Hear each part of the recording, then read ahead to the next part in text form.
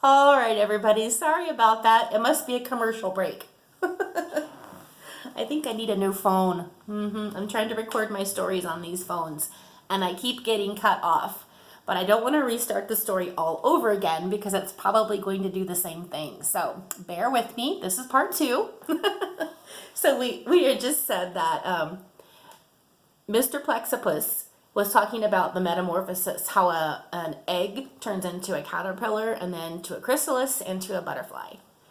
He called this changing metamorphosis.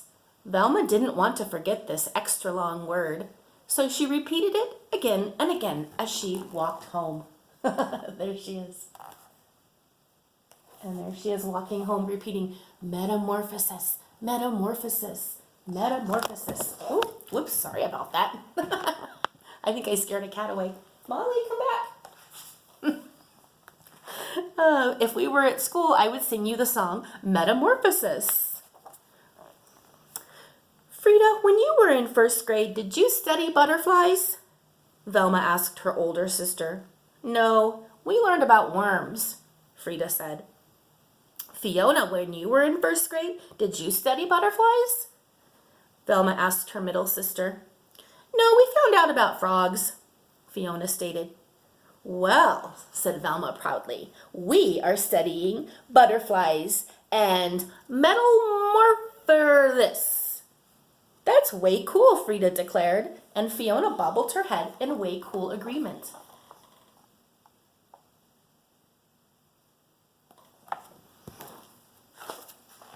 Velma read everything in the library about butterflies. She discovered that there are 20,000 different kinds, which is a lot.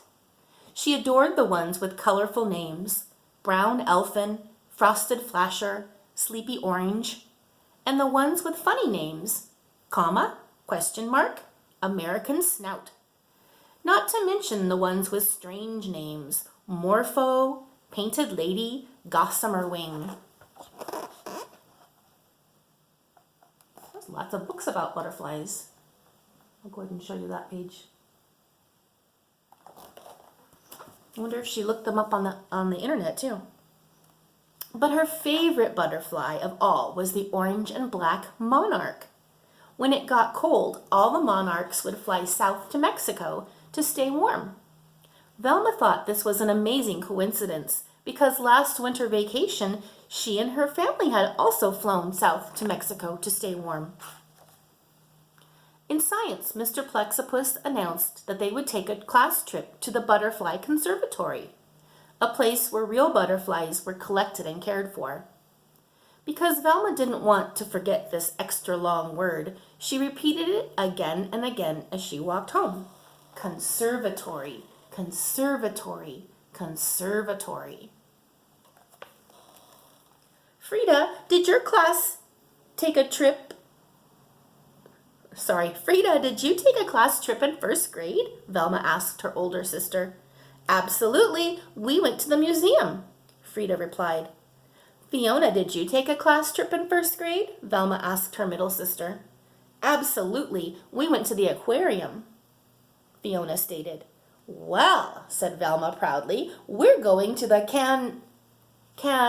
can serve the story. That's way cool, Frida declared, and Fiona bobbled her head in way cool agreement.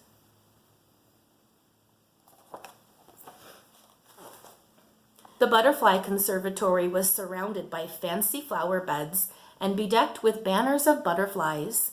Velma was so excited. Her knobby knees wobbled, her spaghetti arms trembled, her carroty curls shook. A sharp-nosed woman holding a clipboard introduced herself. I am your tour guide. Inside, a butterfly might land on you, but please don't touch its wings. Does anyone know why? Velma's hand shot up. Because they're made of teeny tiny scales that could rub off like dust, and that's not good, she explained. Precisely, said the guide. What's your name? I'm Velma, the youngest of the Gratch sisters. I don't think I know your sisters, the guide commented as they entered the enchanted room.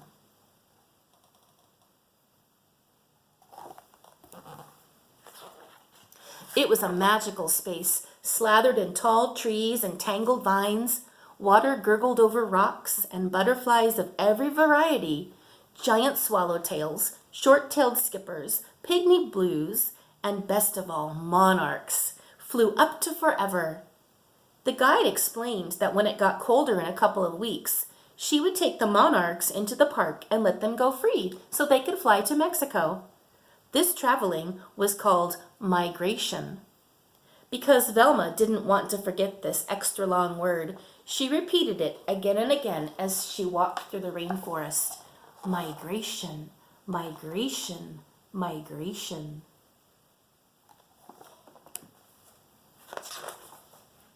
A gorgeous green comma rested on Randy's head. The class oohed. A baby brown elfin settled on Sandy's nose. The class ahhed. A big blue morpho alighted on Andy's shoulder.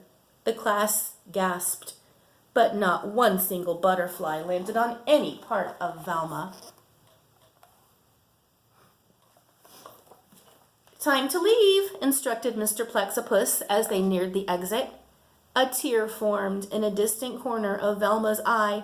All she wanted was one single tingly touch of a butterfly. On a nearby branch sat a most lovely monarch. How she yearned to pet those velvety wings. She moved slowly.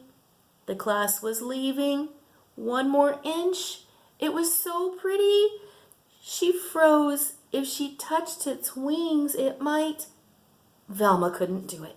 She couldn't hurt a butterfly. Come on, Velma, we have to go. Sadly, Velma turned away. And at that very moment, the most marvelous thing happened. What do you think is going to happen? The monarch hopped from its branch and roosted right on Velma's finger.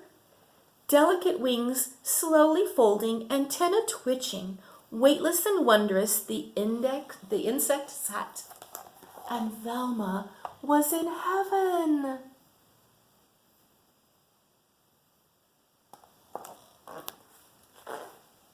The bus is waiting, her teacher called. Velma placed her finger next to the branch. Bye-bye, butterfly, she whispered. But the monarch didn't move. We're closing, said the guide. Velma lightly blew on the butterfly. It didn't budge. Without ever touching the butterfly's wings, everyone tried to get the monarch to fly, crawl, or walk off Velma's finger. But nothing worked. At last, Velma was told to leave with the butterfly still perched on her pointer.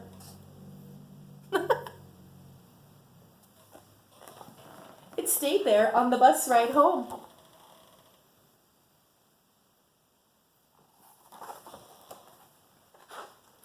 It stayed there while she slept and was still there when she awoke.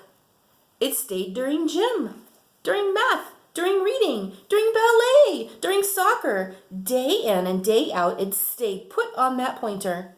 Soon everyone, from the class guinea pig to the principal, knew about Velma and her butterfly.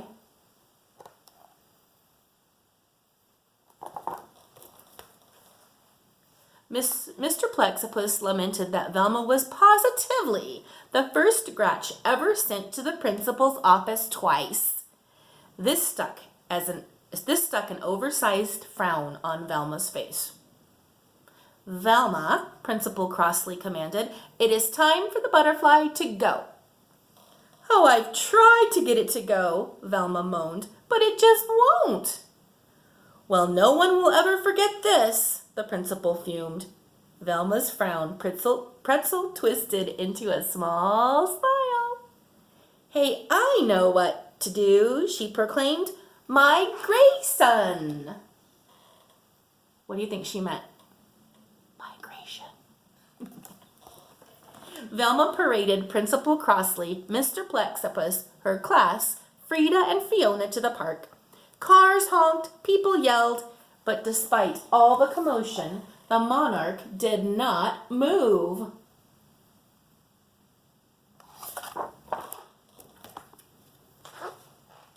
A cool wind from the west blew through the field. In the middle stood the tour guide from the conservatory, carefully opening an enormous sack. What do you think is in there? A single monarch butterfly stepped out, looked around, and flitted away. It was trailed by 10, then 10 more, soaring up and up until the sky overflowed with thick clouds of orange and black. What's happening? Wondered Frida. Why are you letting them go? Demanded Fiona. Migration, answered the guide. Migration, repeated Velma. The wind tousled Velma's hair and tickled her butterfly's wings. The monarch jumped onto her nose as if to give her a kiss, and then took flight to join its friends. Over the treetops it flew, over the skyscrapers, and up into the wild blue, orange and black yonder, on its way to Mexico. If you have been to Mexico, have you ever seen the migration of the monarch butterflies? Velma, shouted Principal crossly, and every eye turned toward her. Oh no, fretted Velma, sure that she was about to become the only Gratch ever sent to the principal's office 3 times. That was way cool, the principal said, and one and all bobbled their heads in way cool agreement. Then with her fine finger, where the monarch had sat still, a tingle, Velma, followed by her 2 sisters, floated home.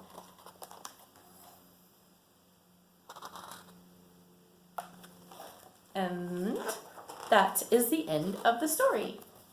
Do you remember how the papers at the beginning of the book had the caterpillars? And now they have the butterflies. Well, I hope you liked that story. It was a little longer than the normal stories that I've been reading to you. And sorry it was in 2 parts, but I hope you enjoyed it. And I will see you again tomorrow. Bye, friends.